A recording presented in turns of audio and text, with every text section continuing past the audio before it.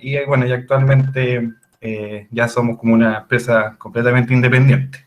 ¿Ya? Bueno, la presentación se llama Bayesian Machine Learning Applied to Marketing, de Noiseless Ways, donde vamos a hablar justamente de cómo técnicas bayesianas de aprendizaje de máquina la podemos aplicar al mundo de marketing, ¿ah? De marketing analytics particularmente. ¿Ya? Esta presentación está dividida en 5 temas. Primero, una pequeña introducción de qué es Noiseless, quiénes somos, qué hacemos. Después, introducir lo que se conoce como el Marketing Mix Modeling, que es como el principal problema que se quiere resolver en el mundo de Marketing Analytics. Después voy a hacer una presentación, se introducen los temas del enfoque bayesiano para resolver este problema, y bueno, este y muchos otros problemas.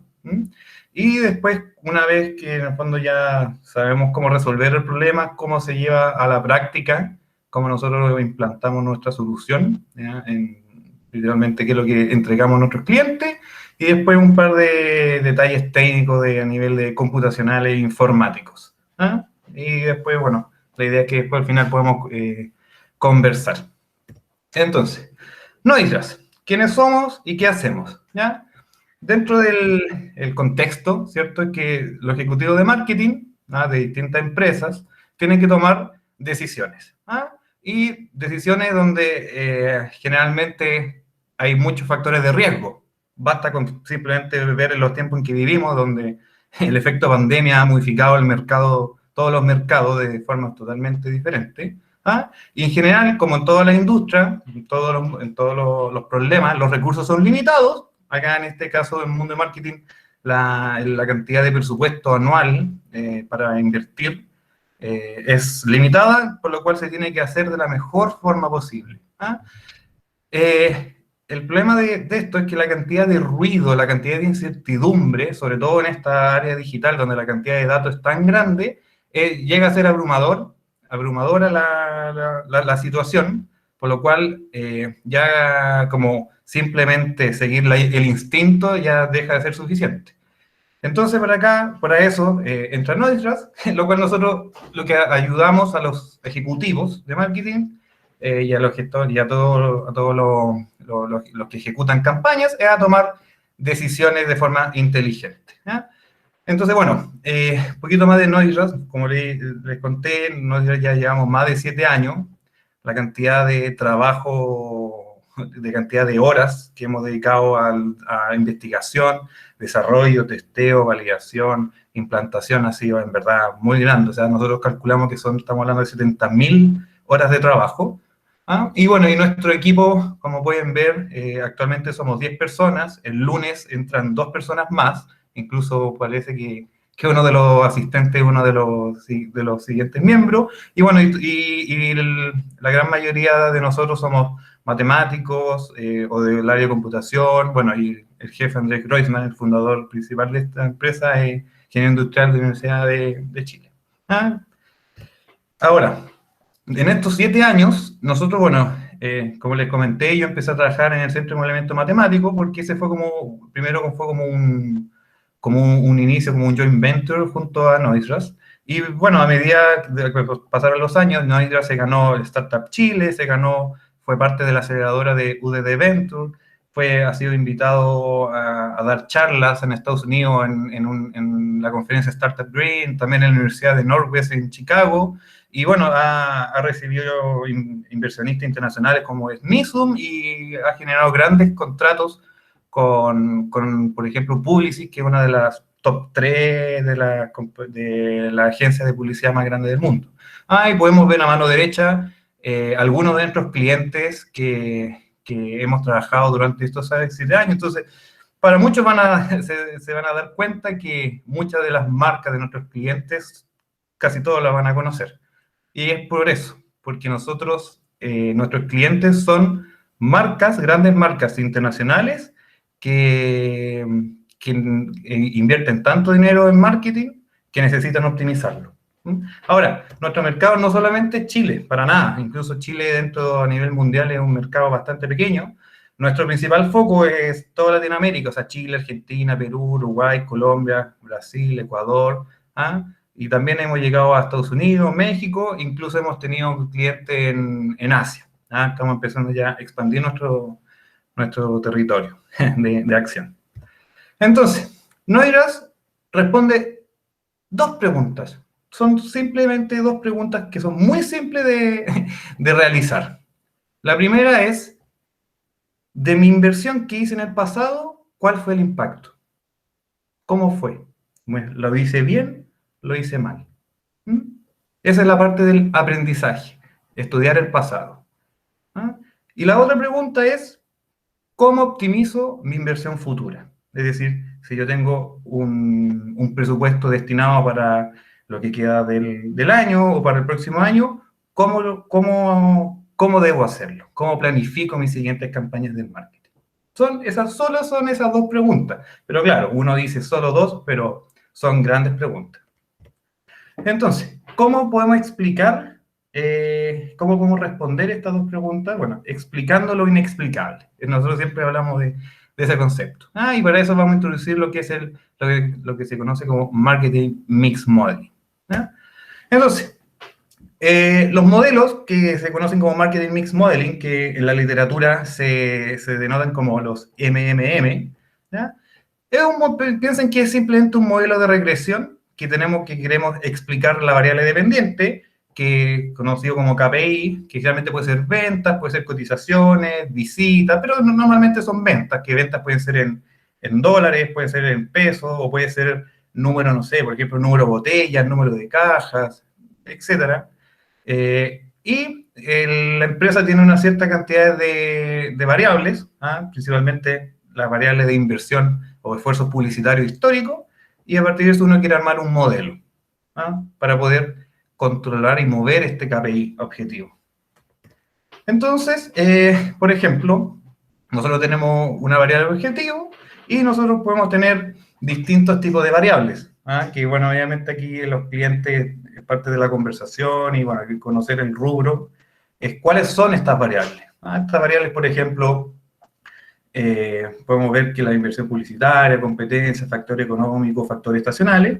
Entonces, todo esto, la idea es que uno lo pueda mezclar de una u otra forma. Entonces, por ejemplo, nos entregan un KPI, lo normal es que nos entreguen los datos a nivel semanal. La granularidad semanal es bastante buena, menos de eso no tiene mucho sentido porque es muy difícil ya planificar como a nivel día a día. Esa parte más táctica se deja como ya a la agencia de medios y nosotros hacemos una planificación estratégica como más de largo plazo. Por lo cual la granularidad semanal es bastante buena y siempre uno considera que entre 2 3 años de datos es suficiente. Entonces esta es una típica serie de datos que uno va a ver. Y uno, bueno, puede haber un KPI o pueden haber varios. Por ejemplo, puede estar abierto, no sé, si queremos vender bebidas, puede ser que sean las ventas a través de supermercados y a través de ventas de negocios locales. Entonces ahí tenemos 2 KPI, etcétera. Pueden haber múltiples dimensiones. Pero concentremos en esta presentación en simplemente una. Después, nosotros tenemos en el mismo span de tiempo, idealmente, vamos a tener la inversión publicitaria, es decir, para cada una de estas semanas, la misma granularidad de tiempo, cuánto fue el monto de inversión que realizó la empresa en distintos medios. Por ejemplo, ¿cuáles medios? Televisión abierta, televisión de cable, búsqueda por Google, redes sociales como Facebook, Instagram, otros medios tradicionales como radio, revista, que ya van tal vez, por ejemplo, prensa, periódico, ya sabemos que a nivel de la distribución por papel ya cada vez menos, y los medios digitales se han ido comiendo lo que eran antiguamente los medios tradicionales, pero también tenemos, por ejemplo, OH, que es la publicidad, por ejemplo, de anuncios, carteles, que eso sigue siendo bastante fuerte. Por eso tenemos distintos medios que a lo largo del tiempo han ido apareciendo más, sobre todo con el auge del área digital, de la época digital en que vivimos. Entonces, los clientes nos tienen que entregar su histórico de inversión.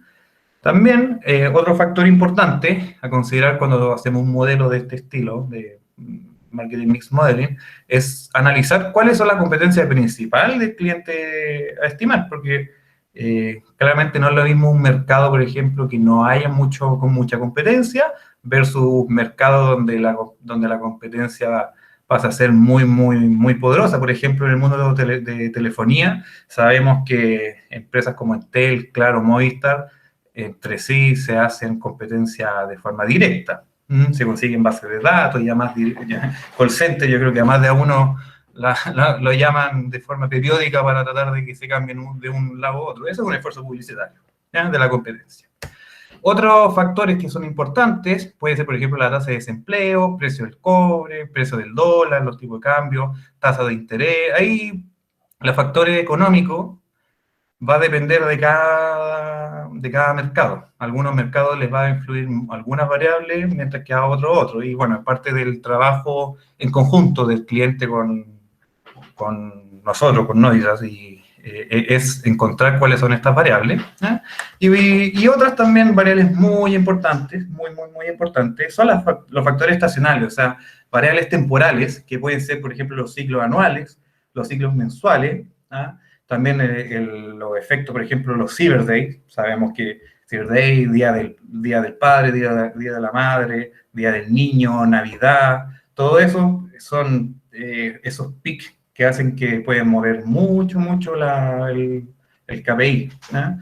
Incluso podemos ver que, por ejemplo, si nuestro KPI tiene el canal presencial versus el canal digital, puede ser que los ciclos, la parte temporales, se vean afectados de forma diferente. Por ejemplo, sabemos que el Cyber Day es algo exclusivo de los canales digitales, que no se ve en los canales presenciales. Y así. Ahora, ojo, muy importante, son de repente eventos que hacen que cambie todo. Está de más decir que el COVID es uno, ¿cierto? La pandemia en que vivimos, pero por ejemplo, basta de repente un día, un fatídico día para alguna marca que algún famoso hace alguna acción, por ejemplo, rechazar Coca-Cola, decir que no se tome Coca-Cola y se tome agua, para que baje en un día 4.000 millones de dólares. Ahí, bueno, ahí pueden ver la fuente.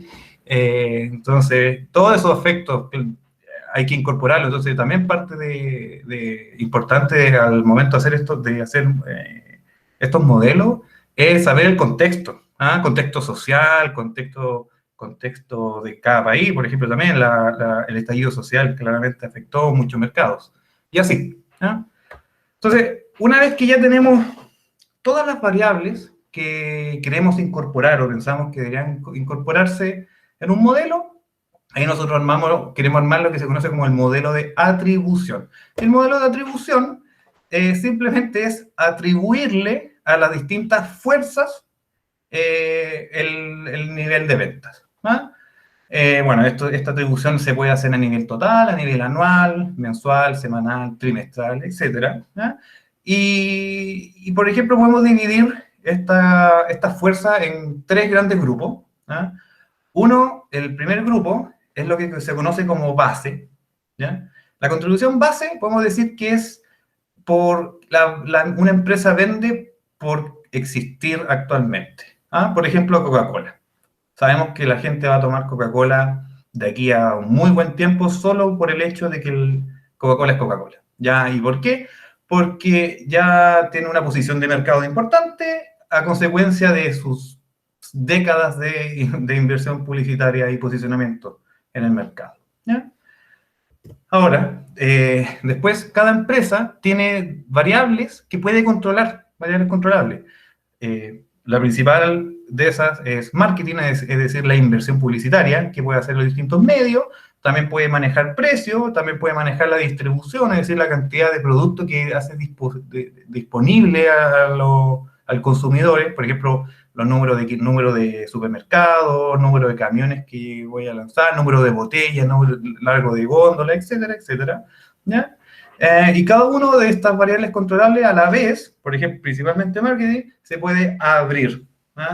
Entonces, por ejemplo, acá, en este gráfico de torta, podemos ver que estamos diciendo que el modelo de atribución, decimos que del total de venta, el base representa un 46% del total, las variables que controla el cliente representa un 33%, y a su vez, de ese 33%, podemos ver que el marketing representa un 47%, el precio un 32% y distribución 21%, y a la vez podemos abrir, o sea, hacer como un doble clic, como se dice, vamos a abrir la inversión y decir, no, ¿sabes qué? Mira, la televisión abierta hace una contribución del 54% de las ventas, OOH, que es el Out of Home, un 13%, los medios impresos un 12% y los medios digitales un 21%. ¿Ya? Eso es con el tema de las variables controlables, que esas son, al final de cuentas, lo que al cliente quiere saber cómo las tiene que mover. ¿Mm?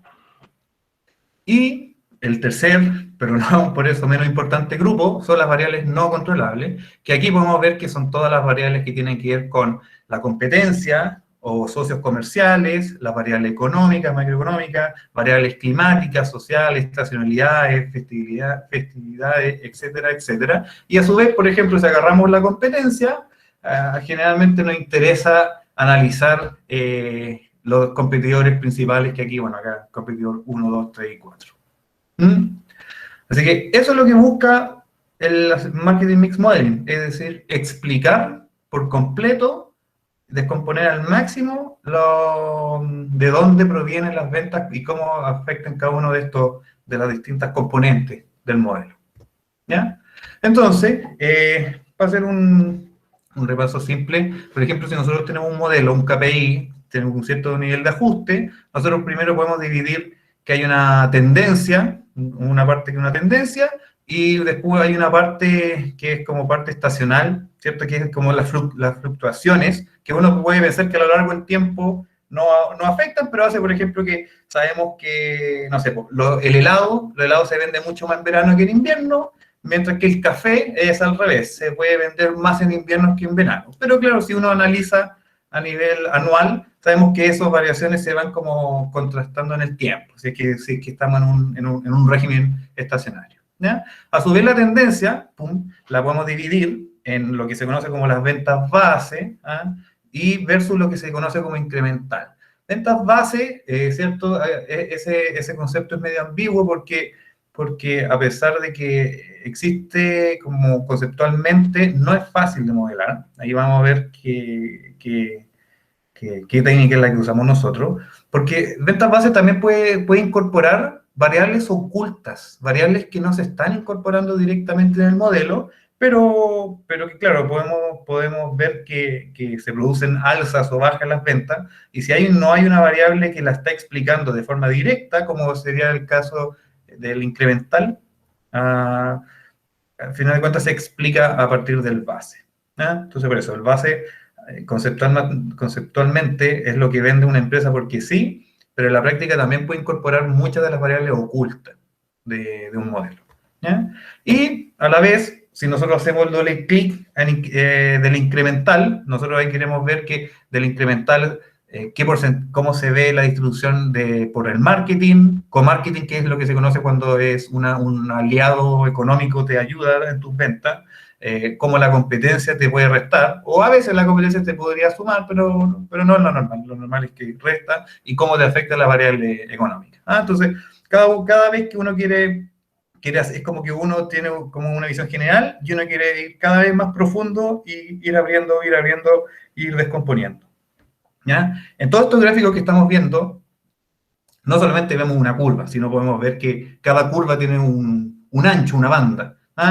Porque claro, todo aquí es con incertidumbre. El mundo se mueve con incertidumbre. Es imposible ignorar el ruido. Entonces, parte importante de esto es incorporar y calcular y cómo hacer esto, de encontrar estas bandas de incertidumbre para encontrar qué componentes tienen más riesgos que otras. ¿Ya? Entonces, lo principal del Marketing Mix Modeling es justamente la parte de modelar los efectos de marketing. Y eso es como lo principal, porque uno podría decir, bueno, si yo modelo perfectamente mi efecto de marketing, bueno, con ese es el que yo voy a optimizar, independiente de lo que pase el resto, es lo mejor que yo puedo hacer. Entonces, el principal esfuerzo de esto es modelar el marketing, ¿ya? Y para eso hay unos conceptos que son los que son conocidos en el rubro, que es como los fundamentos del Marketing Mix Modeling, que son lo que se conocen como las curvas de saturación y las curvas de delay. ¿Ya? Entonces, ¿cómo funciona esto? Nosotros tenemos una inversión a lo largo del tiempo, ¿ya? De los distintos medios, ¿ya? Y para cada uno de estos medios, nosotros queremos estimar una curva de saturación, ¿ah? Que curva de saturación, acá, ¿cómo se interpreta? Es si yo invierto $1, ¿cuánto se convierte ese dólar invertido en marketing? Se convierte en ventas. ¿Y qué pasa si invierto $100, $1000, $10.000, 100.000 y $1.000.000? ¿Ah? ¿Y por qué se llaman curvas de saturación? Porque las curvas saturan. Es decir, las curvas no van a ser infinitas, no crecen de forma infinita. ¿Ah? Llegan a un punto de saturación. Podemos ver acá en este ejemplo que la curva verde crece, crece, crece, pero después ya converge algo y no va a llegar más. Hay otros medios, por ejemplo, el que vemos que es naranjo, que rápidamente crece y después satura. ¿Ah? Son medios que tienen poco carry cap, es decir, poco alcance, poca capacidad. Mientras que hay otros medios que realmente es televisión, el que puede crecer un poco al principio como un poco lineal, pero después sabemos que igual sí o sí va a saturar. Entonces por eso se llaman las curvas de saturación.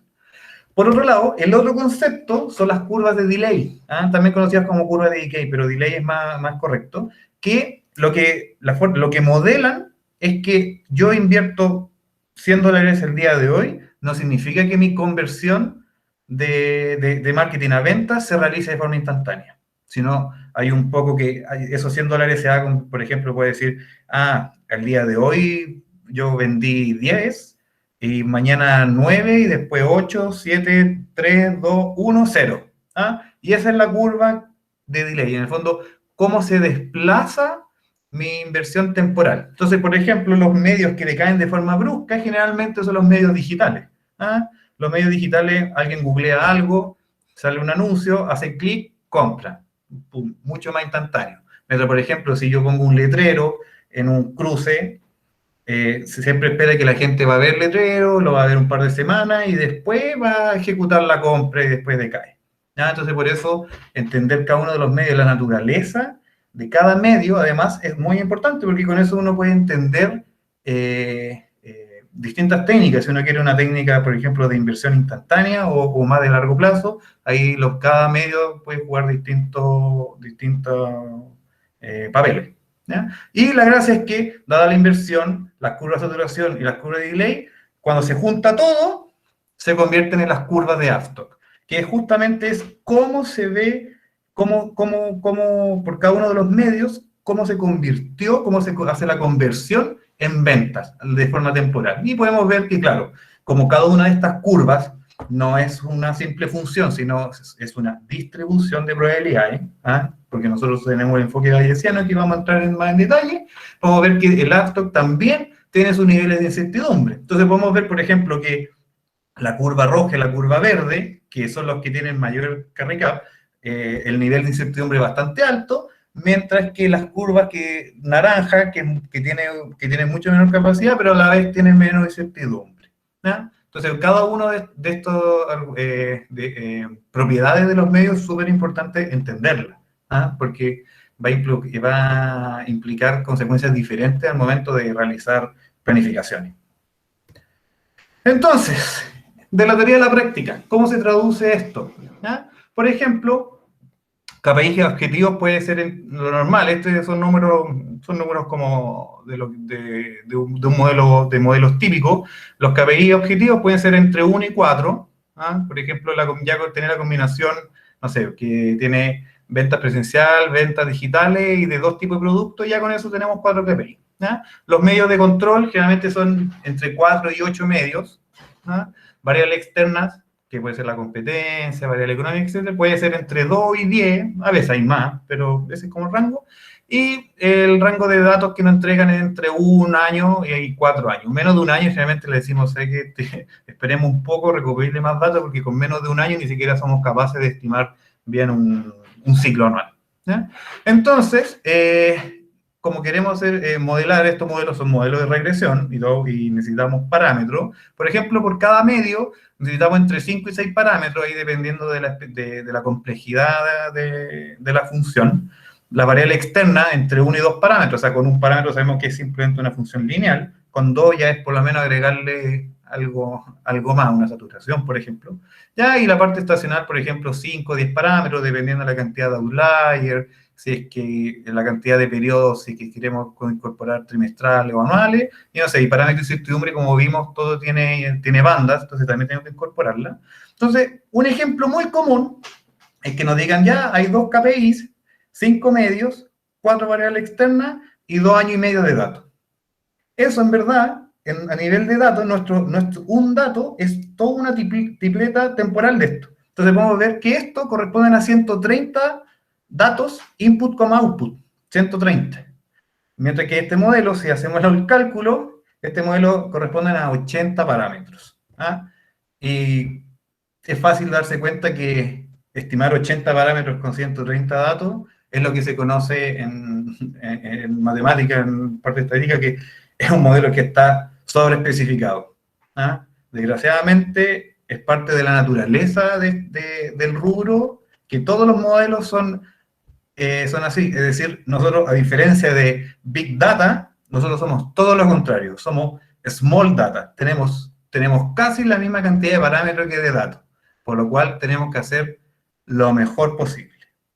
¿Ya? Y bueno, ahora vamos a entrar en detalles de qué es la mejor forma de agarrar esto, que es usando el enfoque bayesiano. No sé si ahora queremos, Ricardo, un espacio de preguntas antes de entrar en detalle. Sí, o sea, si tienen preguntas, denle ahora. No sé si tiene alguna pregunta sobre el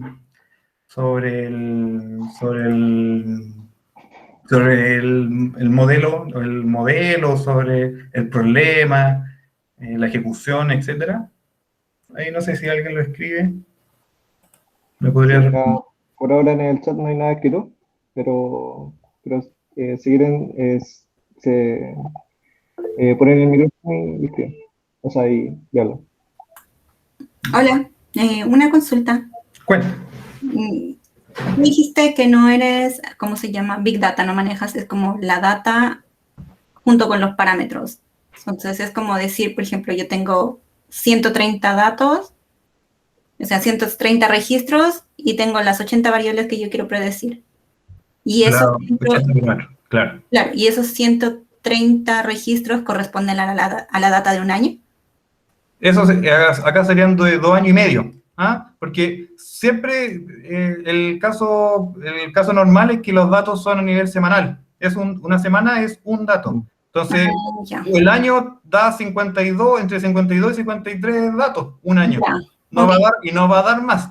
Aunque lo apretemos el máximo al año, no. Ya, entonces la data está como encapsulada en semanas. Exacto, está encapsulada en semanas, sí. E incluso a veces los datos son de más mala calidad y están encapsulados de forma mensual. Y es peor todavía, o sea, bien, nos dicen, hoy tengo 4 años de datos mensuales, estamos hablando de 48 puntos.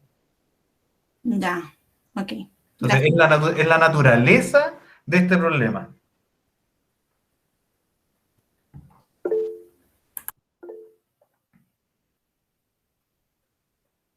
Gabriel Ortega, cuando hablas de los datos de la competencia, ¿cuál es un ejemplo de la estructura de estos datos? Todos los datos de la competencia generalmente se compran a empresas externas que hacen esta recopilación de analizar mercados y siempre hacen una estimación de las ventas de la competencia, o sea, de la misma serie como de KPI que uno mismo tiene, pero de la competencia, o de las series de inversión de la competencia. ¿Cuál es el problema? Que a pesar que esa táctica funcionaba bien en el mundo tradicional, porque claro, el mundo tradicional significaba tener, por ejemplo, una persona que revisaba los diarios, otra persona que revisaba los canales de televisión y estaba todo el día mirando y iba anotando, salió tal anuncio, salió tal anuncio, salió tal anuncio. Hacer ese mismo seguimiento en el mundo digital es prácticamente imposible.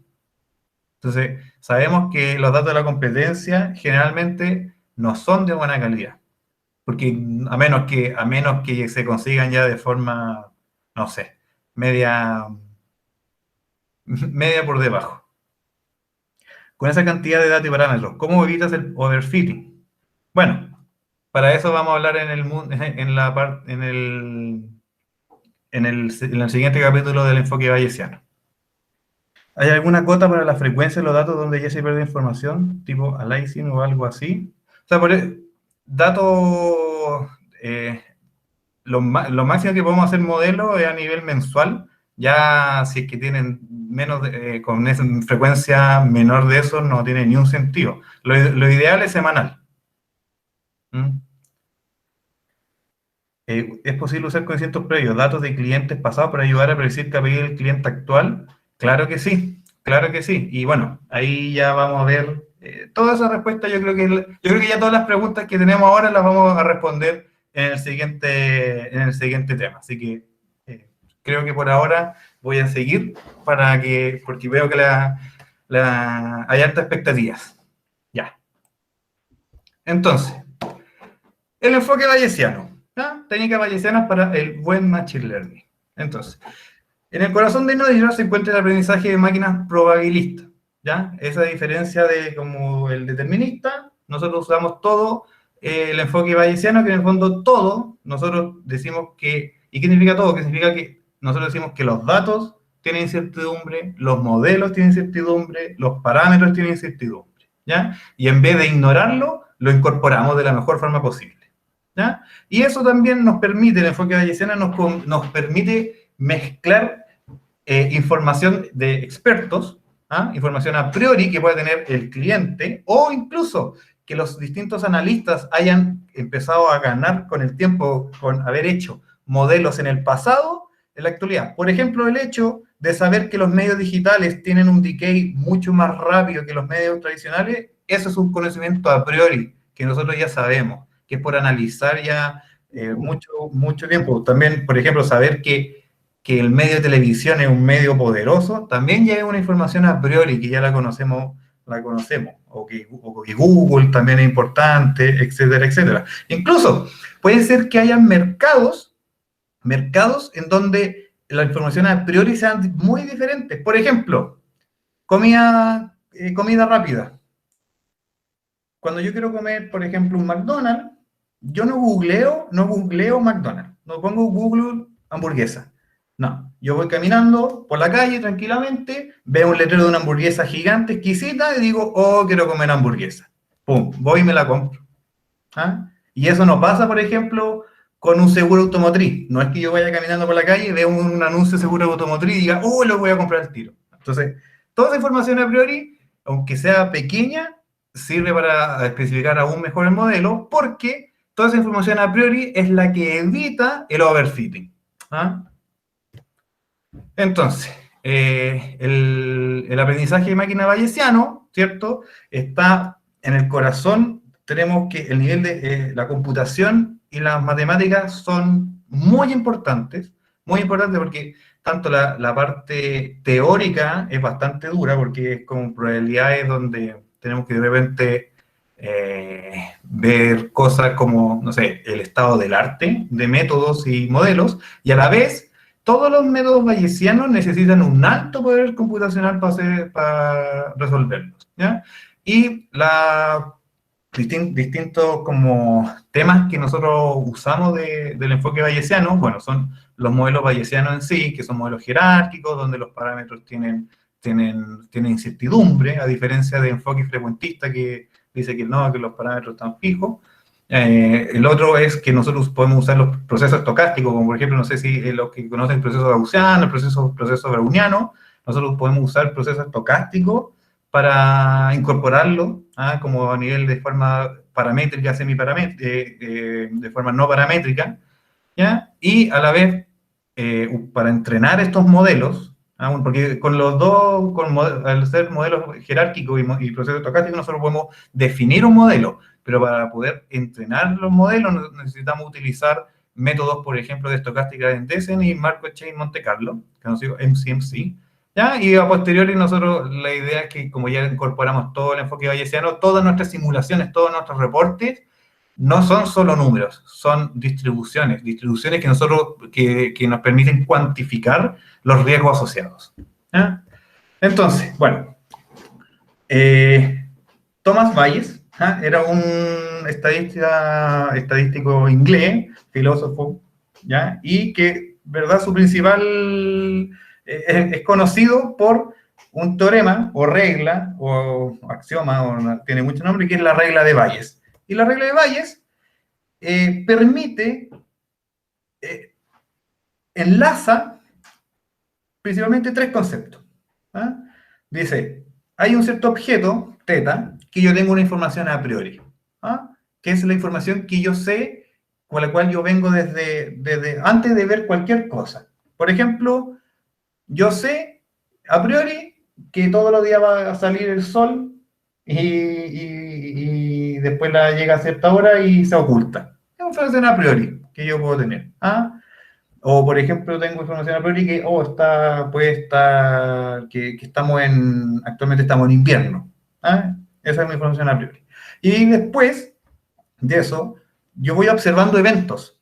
¿Ah? Voy observando eventos que son los datos. ¿Ah? Estos eventos que uno va observando son datos. Por ejemplo, yo puedo ver que a medida de los días va cambiando la temperatura. Va cambiando la temperatura, el horario de salida del sol va cambiando, hay días que llueve, hay días que no, ¿ya? Y, por ejemplo, si yo sé que estoy en verano, yo sé que es súper poco probable que llueva, por lo menos en Chile, ¿ah? Por lo menos en Santiago. Mientras que si estoy en invierno, es más probable, ¿ya? Y después que la regla de Bayes permite que conjugar información a priori con información obtenida, que son a partir de datos, uno puede calcular lo que se conoce como la distribución a posteriori, es decir, puedo deducir información a partir de observaciones. Por ejemplo, si yo llego, quedo en coma mucho tiempo, despierto, no tengo idea en qué mes estoy, pero veo y llueve, es más probable que sea invierno. Eso es lo que permite hacer la regla de Bayes. ¿Ah? ¿Y qué se traduce esto para nosotros? Bueno, la regla de Bayes se usa para muchas cosas. ¿Ah? La primera cosa que nos vamos a concentrar es lo que se conoce como el entrenamiento bayesiano. Por ejemplo, yo voy y defino un espacio modelos. Yo digo, no, mira, mis ventas yo las voy a modelar y yo puedo poner una forma funcional. Modelo lineal, que bueno, eso es muy simple, pero un modelo no lineal, conjugado, por ejemplo, el modelo que vimos de Marketing Mix Modeling, todas esas componentes de las curvas de saturación, las curvas de delay. Yo digo, voy a tener, ese es mi posible espacio de modelos. ¿Ya? Después de eso, yo a partir de mis prior, yo le puedo dar peso a que ciertos modelos son más probables que otros. ¿Ah? O incluso a partir de prior puedo decir que hay modelos que de frente no son plausibles. ¿Ah? Entonces, por ejemplo, mi modelo, yo ya sé que a nivel de prior yo puedo decir que yo no voy a nunca vender infinito. Incluso puedo poner que nunca voy a vender negativo. ¿Mm? Es un prior bastante razonable. ¿Ah? O decir que puedo poner como prior que si yo conozco mi mercado, mi competencia me quita ventas, no me va a sumar, etc. A partir de prior uno puede modificar y darle más peso a qué es lo que uno cree que es más probable. ¿Ah? Por ejemplo, el caso de la hamburguesa. Es más probable, yo sé a priori, que si yo veo una imagen me va a dar más hambre que simplemente si escucho la hamburguesa. Ese tipo de información es la que se puede codificar a partir de priors. ¿Ya? Entonces, después, una vez que yo ya acoté más mi espacio de modelos, usando la regla de Bayes, que ahí le voy a explicar cómo, yo voy a encontrar el espacio de los modelos a posteriori. Es decir, que una vez que yo pude observar datos mezclados con el prior, yo voy a sacar los modelos que son aún más probables, pero a posteriori. Es decir, dado que yo ya observé datos. ¿Y cuáles son nuestros datos? La inversión y las ventas del pasado de los clientes.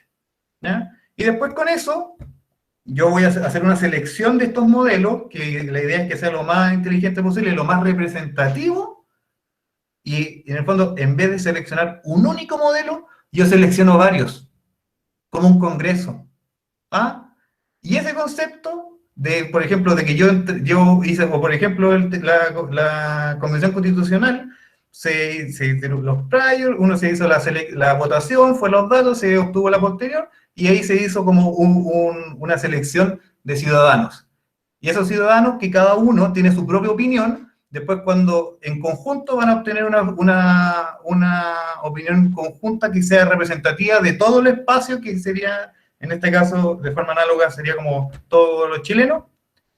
Eso es lo que se conoce como el model average. En el fondo, en vez de un modelo, en vez de escogerse a una persona que es la que va a decidir por todos, se escoge un conjunto.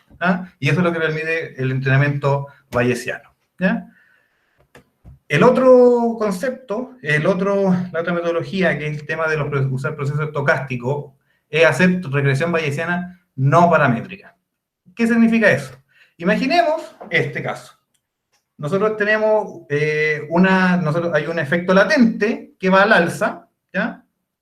Y nosotros tenemos observaciones ruidosas. Es decir, hay una tendencia al alza, por ejemplo, no sé, la cantidad de gente que compra y vende dólares, y hay un precio que va subiendo, como intrínseco, como el valor del dólar, y por a veces motivo hay un periodo acotado en donde este efecto subió y después bajó. Por ejemplo, no sé, hubo una guerra, etcétera, conflicto social, hubo un cambio. Entonces nosotros solamente vamos a ver las versiones ruidosas. Nosotros observamos solamente las estrellas azules. Si uno simplemente hace, por ejemplo, una regresión lineal, ese es nuestro modelo, la línea roja. Podemos ver que si comparamos la línea roja con el efecto latente que uno quisiera estimar, no es correcto. Uno puede sacar conclusiones que están erradas. Por ejemplo, después si uno puede decir, ya sé que en vez de modelo lineal, voy a agregar un modelo no lineal, una clásica y modelo no lineal bayesiano incluso, pero paramétrico. Y uno dice, ya, tiro una cuadrática, acá yo ya soy capaz de obtener un intervalo de confianza que podemos ver, pero claro, podemos ver que la gran conclusión es que después la extrapolación es pésima. Podemos ver que el modelo va a decir que la tendencia va hacia la baja, porque claro, el modelo ve que al principio hay datos, después sube y después baja. ¿Ya? Y por último, un modelo no paramétrico va a hacer ese tipo de estimación. Entonces podemos ver, si comparamos el promedio de nuestro modelo, que es la media de nuestro modelo, que es la línea roja, versus vemos el efecto latente, podemos ver que la estimación es bastante buena. Ese es el poder de los modelos no paramétricos, que el más conocido es el proceso gaussiano, que hay bastante literatura y se usa bastante en distintas aplicaciones, pero hay otros modelos más sofisticados que son como los que nosotros usamos, que nosotros somos los que hemos desarrollado internamente. ¿Ya? Y bueno, la gracia de usar nosotros, que usamos la parte de marketing, son con componentes paramétricas, que son las que yo les mostré, las curvas de saturación, las curvas de decay, uno empieza a acoplar, uno puede tener una parte lineal, uno puede empezar a mezclar, pero la gracia es que el base para nosotros es una componente no paramétrica, porque nosotros no conocemos, es un efecto latente que nosotros queremos estimar, y la gracia es que la verosimilitud de nuestro modelo lo podemos analizar, se puede ver como que hay una constante que en la práctica da lo mismo. Después hay toda una componente que corresponde al fit de datos, es decir, al ajuste, y después hay una complejidad, después se separa una complejidad de la parte no paramétrica, que es como la complejidad del base, y después hay una parte de la complejidad de la componente paramétrica, que en nuestro caso son incremental y efecto multiplicativo, etc.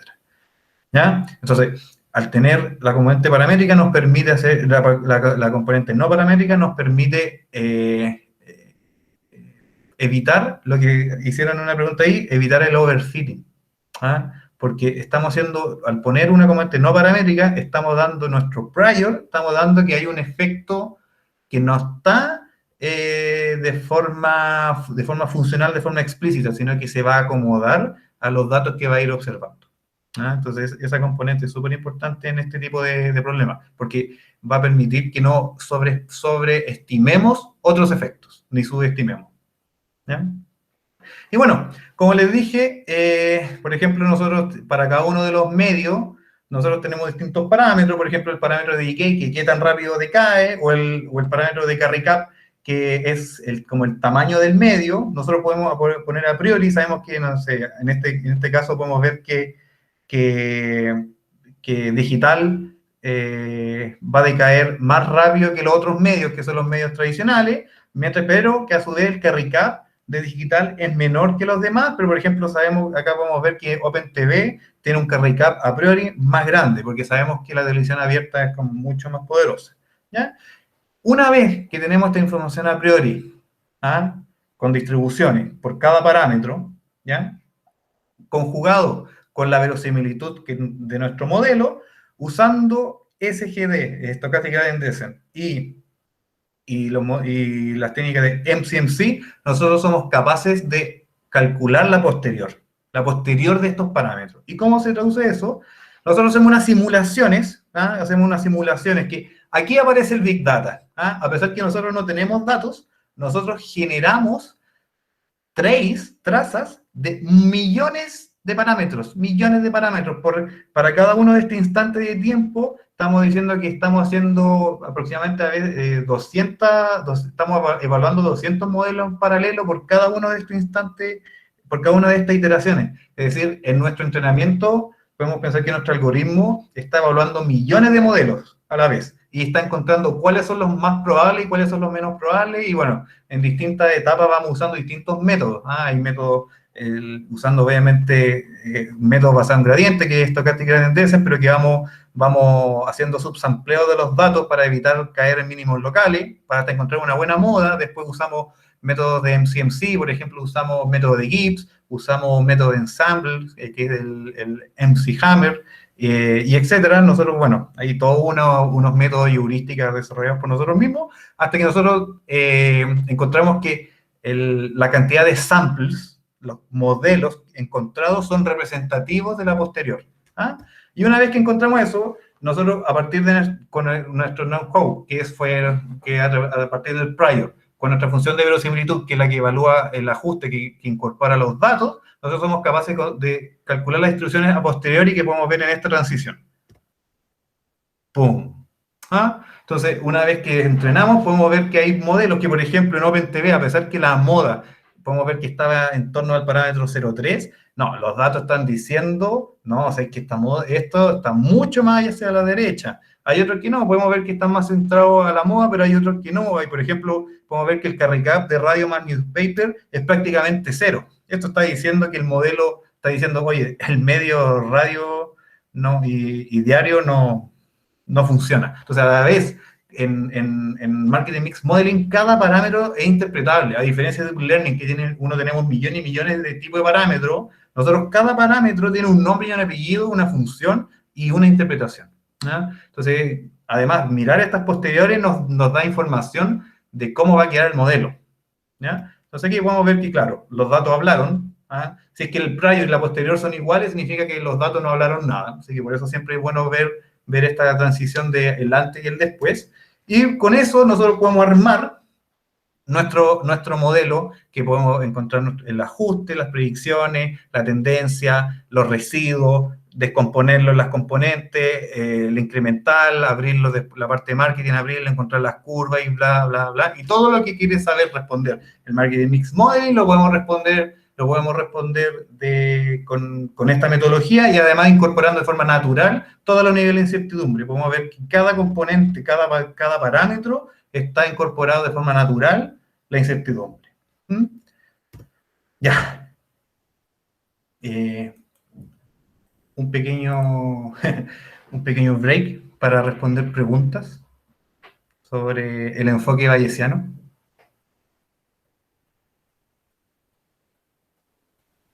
No sé si alguien quiere levantar la mano, quiere escribir.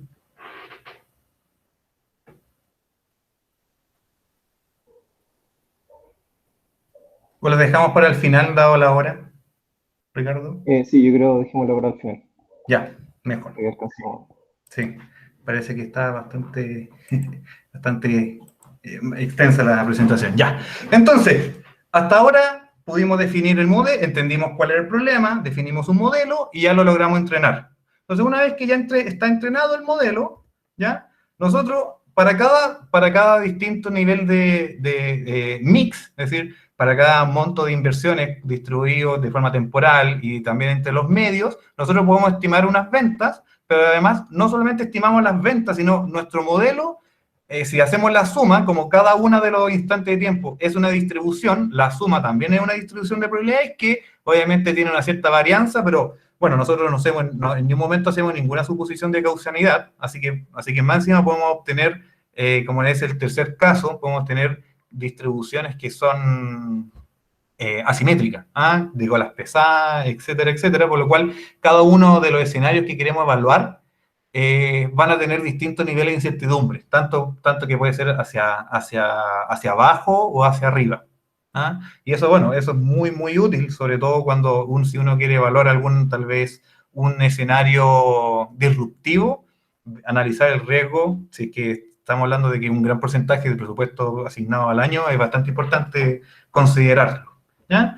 Y, por ejemplo, acá tenemos un caso ficticio. Acá tenemos un escenario base, por ejemplo, que nos están diciendo, oye, así yo invertí en el pasado, durante el último año. Podemos ver la torta ahí de cada uno de estos medios. Y con la distribución temporal. Entonces, es el escenario base, como se conoce. Entonces, nosotros aplicando nuestro problema, una vez que el modelo ya está entrenado, usando métodos de optimización, somos capaces de encontrar el óptimo, un mix mejor que el que ellos hicieron, ¿ya? Y con ese cambio, claro, podemos ver que algunos medios los aumenta, otros los baja, porque la idea es, utilizando el mismo presupuesto, cómo cambia la distribución. Por ejemplo, acá podemos ver que OOH lo sube del 10% al 26%, y OpenTV lo baja del 40% al 14%. Por ejemplo, ese resultado es algo que pasa a lo largo de prácticamente todos los modelos. ¿Y por qué? Porque por años de años, televisión ha sido el gran rey de la inversión. Muchos invierten la gran mayoría en televisión y lo siguen haciendo. Y podemos ver que con el alza de muchos otros medios digitales principalmente, la televisión ya no tiene la misma importancia que antes. Por lo cual, nosotros siempre sabemos que ya la recomendación de no invertir tanto en OpenTV, siempre ahora actualmente es bastante razonable, ¿ya? Y una vez que ya nos entrega el mix óptimo, nosotros podemos ver cómo cambió el Lavstock, ¿cierto? Que es la venta atribuida al marketing antes en el escenario base, y cómo cambió con el escenario optimizado. Entonces podemos ver cómo aumentó a nivel total el Lavstock. Que acá se puede ver más fácil así. Si uno suma todo, y podemos ver el base, todo el resto de las variables externas, y arriba la descomposición en marketing, podemos ver cómo aumentó, por ejemplo, en este caso aumentó como un 10% usando la misma inversión anual. Entonces estamos hablando que nuestra solución, nuestro tipo de modelos permiten a la empresa aumentar sus ventas entre un 10 y 15% sin gastar nada más, salvo nuestro servicio. Así que, bueno, además, no solamente nosotros creamos un modelo, y este modelo, además de entregar los informes, nosotros tenemos una app online, donde ellos pueden ver toda la información histórica, pueden planificar campañas, ver los resultados, ver las estimaciones, niveles de incertidumbre, y etcétera, etcétera, etcétera. Los niveles de saturación de cada medio, cómo se distribuye en el tiempo. Entonces, parte de nuestra solución es eso, ¿ya? Ahora, ¿cómo logramos todo esto a nivel de tecnología, la parte computacional, ¿ya? Para empezar, todo el backend está basado en Python. ¿Y por qué Python? Bueno, porque Python es Python. Python es el rey actualmente de Data Science. Hay otros lenguajes que tratan de hacerle la competencia, pero en la práctica, si uno quiere tener un producto que no sea solamente académico, sino sea un producto funcional y que se implante en servidores, que se esté entregando en servicio, Python es un excelente lenguaje, además que interactúa con muchos otros lenguajes de más de bajo nivel, que tiene mejor performance, pero que ya a esta altura pasó a ser parte del mismo entorno, ¿ya?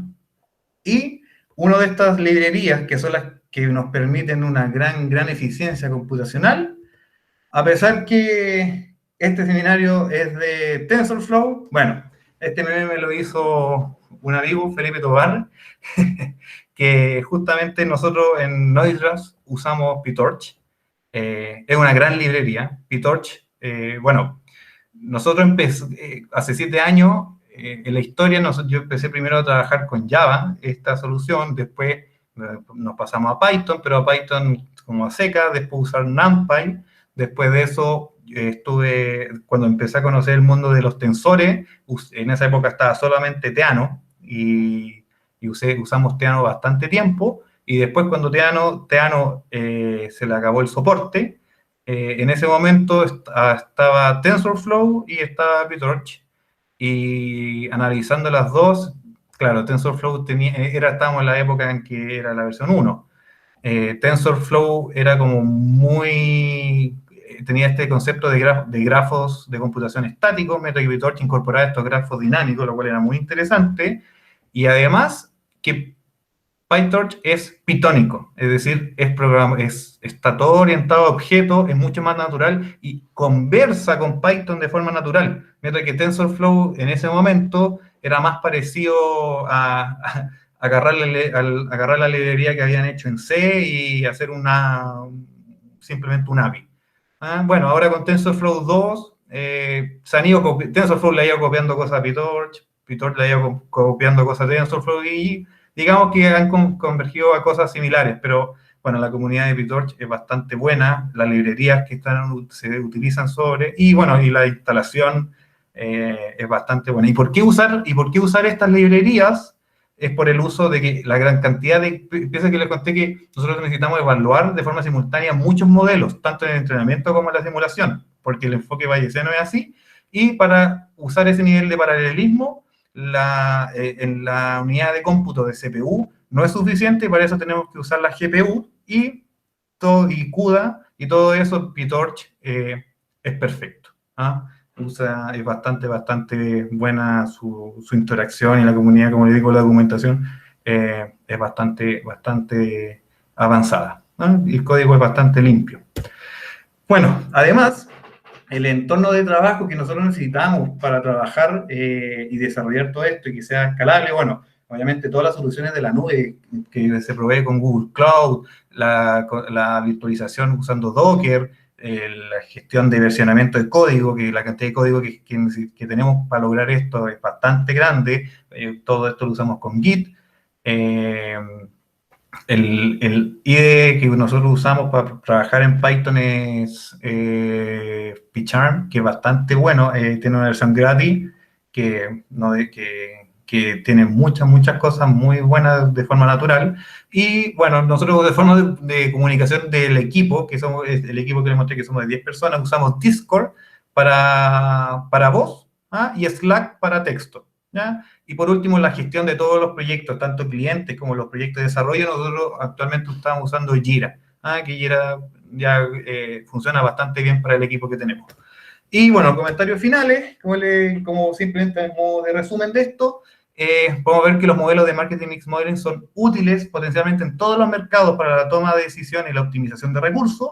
El enfoque bayesiano es la forma correcta de incorporar toda la incertidumbre que está presente de forma intrínseca, pero claro, son métodos que podemos ver, o sea, que hay que saber no solo de estadística bayesiana, de proceso estocástico, de método de optimización, etcétera, etcétera, así que hay que estar bastante en estado del arte, y para llevar todo esto en la práctica tenemos que saber de computación paralela, saber de librería, el tema de la GPU, también usar el tema de la herramienta de desarrollo, todo lo que tenga que ver con las nubes, virtualización, etcétera. Así que el trabajo y la especificación que requiere resolver este problema es bastante alto, pero podemos ver que después de 7 años hemos llegado bastante lejos como nosotros. Así que, bueno, le agradezco por su tiempo, muchas gracias, y cualquier pregunta ahora es bienvenida. Vamos a dar paso a las preguntas. No sé si alguien tiene alguna duda. Sí, habían como 2 preguntas en el chat, Ricardo. Muy bien. No sé si quieren hacerla ustedes o las leo yo. A ver, ya. No, yo creo que mejor, léeme las preguntas y las voy respondiendo. Aquí, dejemos esa dinámica. Para la parte de optimización. Dale, Ricardo. Disculpe, tengo una pregunta.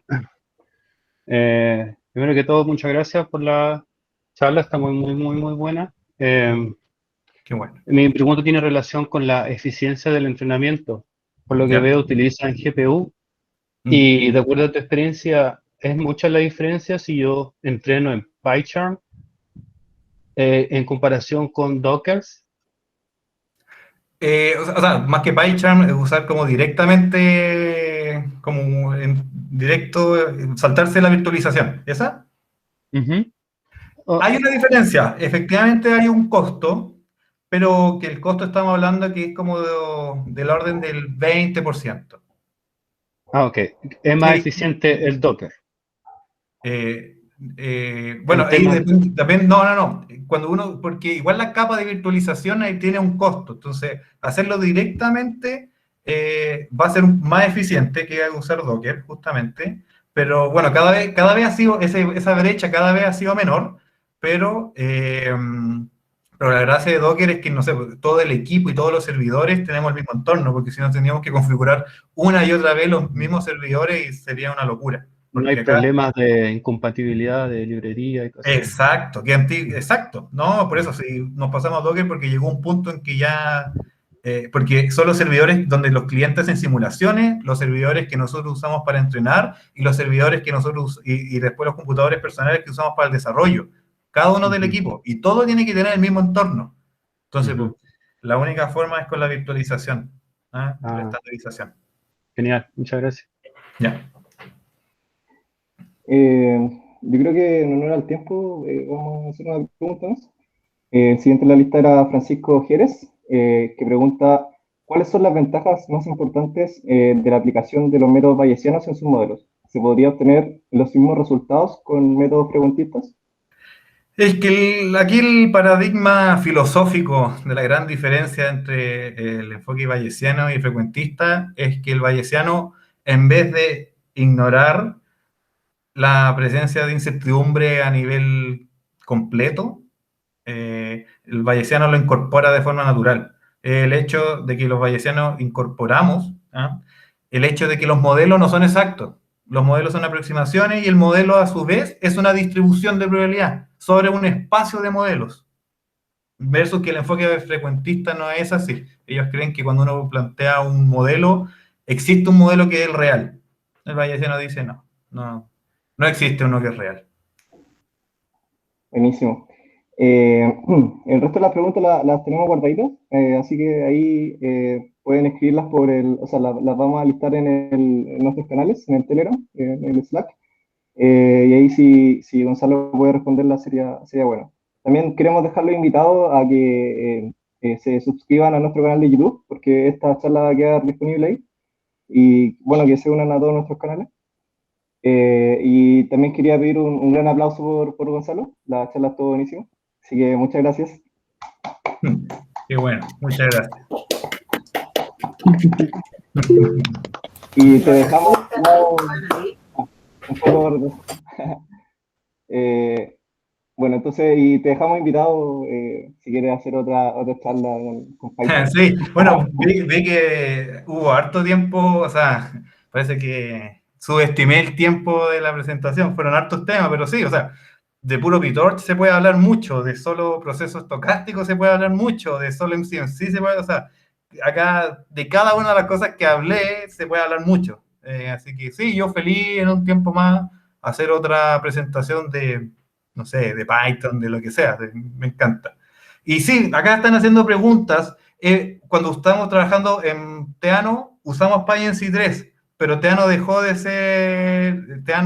funcionar y Teano nunca funcionó bien con GPU. Así que por eso dejamos de usar PyNC 3. Antiguamente usamos Pyro, pero Pyro agregaba una capa de ineficiencia bastante grande y por eso lo dejamos y en vez de usar, nosotros implementamos directamente toda la capa de probabilista. ¿Ah? Por eso. ¿Ah?